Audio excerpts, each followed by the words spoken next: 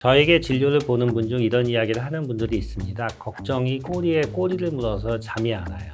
불안하니까 잠이 안 오는데 어떻게 잘 자라는 거냐 하셔요. 불안한 분들이 잠이 안 오는 이유 중에 하나는 불안한 분들은 그날 있었던 일들을 한 번씩 생각을 해요. 그게 갑자기 교감신경을 확 활성화시킵니다. 특히 사람의 얼굴이라든지 할 일 이런 걸 생각하면 갑자기 각성이 되기 시작하거든요. 그럼 잠이 더 안 와요. 누워서 어떤 생각을 하느냐가 중요한데 이런 생각을 하면 잘 자는 생각들이 있는데 저에게 진료를 보는 분 중 이런 이야기를 하는 분들이 있습니다. 걱정이 꼬리에 꼬리를 물어서 잠이 안 와요. 성질 급한 상사만 보면 마음이 쪼그라들어요. 두통이 생기면 혹시 뇌출혈이 오지 않는가 걱정이 돼요. 이런 마음은 바로 불안에서 비롯된 것입니다. 그렇다면 우리를 괴롭게 하는 불안을 벗어날 수 있는 방법은 무엇일까요? 걱정이라는 거는 이제 미래에 대한 부정적 사건에 대한 생각이죠.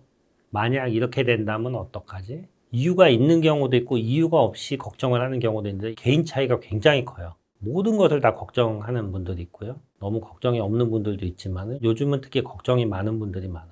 불안이라고 하면은 걱정이나 스트레스에서 발생하는 감정 및 신체 반응입니다. 걱정하고는 조금 차이가 있는 게 심장이 두근거린다든지 숨이 가쁘다든지 근육이 이렇게 떨린다든지 이런 식으로 몸이 반응하는 거 불안이고요. 스트레스는 걱정이나 불안을 유발할 수 있는 외부 압력이나 요인. 그러니까 스트레스가 요인이 돼서 걱정을 만들고 걱정 때문에 우리 신체 반응이 일어나는 게 불안이죠. 불안이 적당하면 일도 잘하고 잘 지내는 분들이 많아요. 이게 불안이라는 것이 어느 정도는 있어야지 삶에 도움이 됩니다. 예를 들어서 시험 공부를 하는데 시험날이 걱정이 되니까 미리 공부를 하는 거고 내가 건강도 미리 관리도 하고 도움이 되는데 나이가 들수록 불안이 별 도움이 안 된다는 얘기들 많이 하세요. 나이가 들면은 너무 불안하면 기억력도 떨어지고 건강 염려증이 잘 생깁니다. 요즘에 사람들이 불안해하는 것 중에 제일 흔한 게 내가 치매가 아닐까 하는 불안이거든요. 근데 너무 치매가 아닐까 걱정을 하면 기억이 잘 안 나요. 불안이 너무 심해지는 걸 병적 불안이라고 하는데 책을 읽을 때도 눈에 잘 안 들어오게 되고 집중력이 떨어지고 또 대인관계나 사회적 생활 이런 것들을 회피하게 돼서 책임 수행하는 게 점점 더 어려워집니다. 그렇게 되면은 또 일을 수행하고 완료하는데 지장을 받게 되는 이런 상황이 발생하죠. 병적인 불안은 미래의 어떤 일을 대비하는 그런 불안이 아니고 이유 없이 생기는 불안인데 첫 번째는 공황장애라고 하는데 갑작스럽게 불안이 몰려오면서 특히 이렇게 좀 숨이 막히는 목이 조이는 것 같고요. 지하철이라든지 사람들 많은 데서 갑자기 오는 그 다음에 강박적인 불안이 있어요. 자꾸 확인하지 않으면 막 불안하고 씻지 않으면 불안하고 그런 형태의 불안이 있고 그 다음에 포비아라고 하는데 이게 남들은 전혀 불안하지 않은 걸 보면 불안한 이런 것이 있어요. 예를 들어서 뾰족한 걸 보면 불안, 눈이 찔리지 않을까 이런 것도 고소공포증 이런 것도 있고요. 그런 요소는 트라우마라든지 사고 같은 걸 겪고 거기에 의해서 불안이 유발되는 경우도 있고요. 전혀 없이도 생기는 경우도 있고요. 또 엄마가 불안한데 자기도 불안하고 가족적인 경우도 있고 체질적인 영향을 많이 받습니다.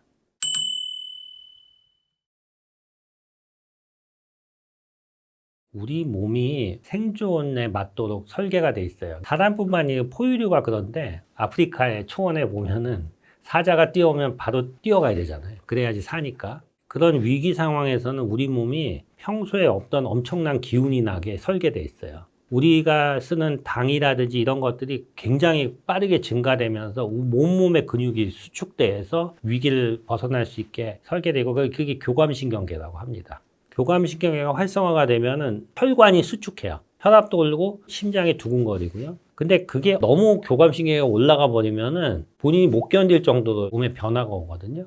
그러면서 갑자기 호흡곤란이라든지 엄청난 심장박동, 그런 발작이 오는데 이제 그런 게 공황발작이라고 우리가 볼 수가 있습니다. 사실은 그게 생존을 위해서 있는 건데 지금 뭐 사자가 뛰어올 리는 없는데 그 대신에 사자하고 유사한 두려움들이 오는 거죠. 또 이제 비교와 경쟁이 크잖아요. 뭐 SNS 보면은 굉장히 잘 사는 사람들 그런 사진들 보면 또 상대적으로 비교가 되고 그리고 이제 미래에 대한 불확실성 뭐 이런 것들이 다 영향이 있는 것 같아요.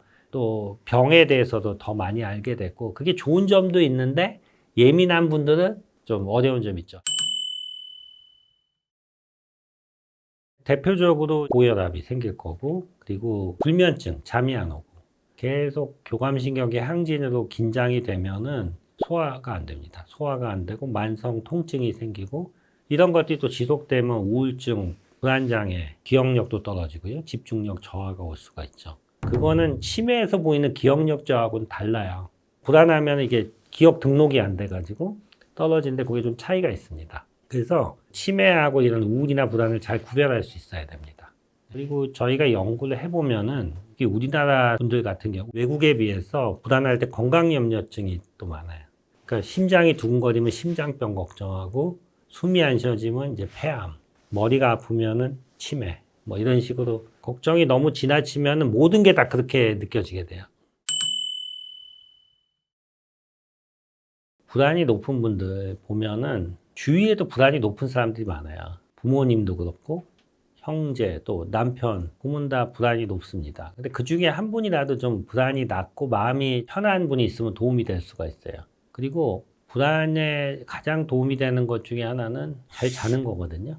잠을 잘 자면은 우리 몸의 교감신경계가 안정이 되고, 꿈을 꾸면서 많은 그 트라우마나 그런 불안들이 해소가 된다는 게 있어요. 근데 불안하니까 잠이 안 오는데 어떻게 잘 자라는 거냐, 이제 이런 얘기를 하셔요. 불안한 분들이 이 잠이 안 오는 이유 중에 하나는 리듬이 무너져서 그래요. 리듬.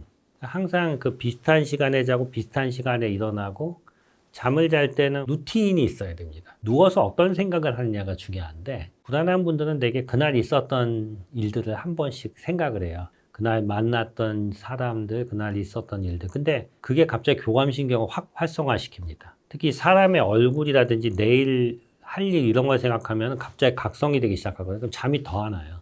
이런 생각을 하면 잘 자는 뭔가 생각들이 있는데, 그 제주도에 가서 바다를 봤던 생각을 하면은 잠이 잘 온다고 하면 그 생각을 의식적으로 이렇게 해가지고 다른 생각을 이렇게 밀어내는 그런 게 도움이 되고, 또 불안을 유발하는 그런 습관들 뭐 여러 가지가 있지만 그 중에서도 이제 카페인이 좀 영향이 있잖아요. 특히 이 불안한 분들은 심장박동이 굉장히 빠르고 호흡이 답답한데, 카페인이 이제 그런 것들을 악화시키기 때문에 줄일 수 있으면 줄이는 게 좋습니다. 그리고 호흡이 문제인데, 불안이 심한 분들은 자기 호흡을 의식을 해요. 공기를 먹는다, 이런 들어보신 적 있으세요? 에어로파지아라 그러는데, 그러면 어떻게 되냐면은 자꾸 꿀꺽꿀꺽 하다 보면 이렇게 배가 이렇게 부르고요. 그게 또 호흡을 방해해요. 공기를 꿀꺽꿀꺽 마시고 이런 습관도 좀 줄여보는 게 좋아요.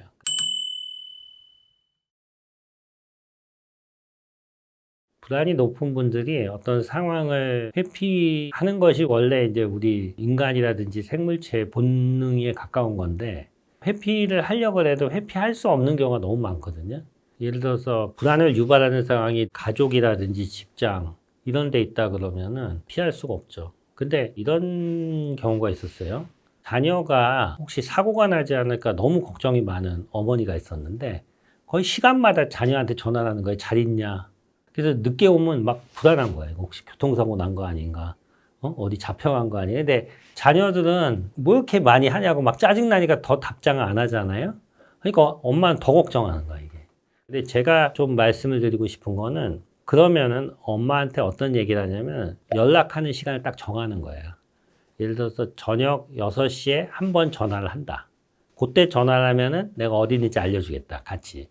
그렇게 되면은 그렇게 확인하는 시간이 대폭 줄어들거든요. 그리고 그 불안이 높은 분들은 그 루틴이 있어가지고 거기에 맞추면 불안이 줄어들어요. 그걸 이제 구조화라고 하는데, 우리가 불안이 높은 분들은 그 구조를 만드는 거예요. 내 불안이 하루 종일 있는 게 아니라 딱 그 시간에만 확인하면 되는. 그래서 이제 그런 것들을 만들면 불안에 도움이 됩니다.